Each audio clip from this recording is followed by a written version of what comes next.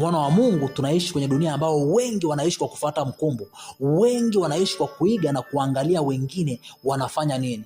Hata baadhi ya wana wa Mungu wanapoambiwa hii si sawa, wanauliza kama ni dhambi imeandikwa wapi?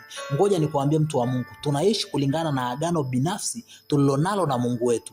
Wewe ni kuhani wa kizazi hiki. Makuhani kwenye agano la kale hawakuruhusiwa kuishi maisha yanayofanana na wengine. Kuna vitu ambavyo vilikuwa halali kwa wengine, lakini kwa makuhani havikuwa halali. Na wewe kama kuhani wa kizazi hiki, ni kuhani kwenye agano jipya, uruhusiwi kufanana na dunia.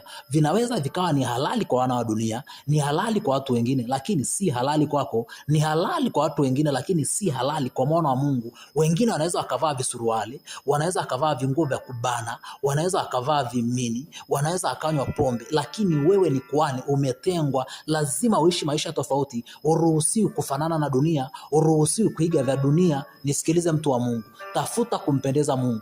Usiangalie wengine wanaishije, usiangalie kwa sababu wengine wanafanya. Angalia kwa sababu agano lako na Mungu wako linaruhusu. Angalia vile ambavyo vinampendeza Mungu wako. Tafuta kumpendeza Mungu wako, tafuta kuupendeza moyo wa Baba. Ukiishi maisha ya kumpendeza Mungu, utafanikiwa mtu wa Mungu. Ukiishi maisha ya kuangalia Mungu anataka nini, utafanikiwa na utaurithi uzima wa milele katika jina la Yesu Kristo.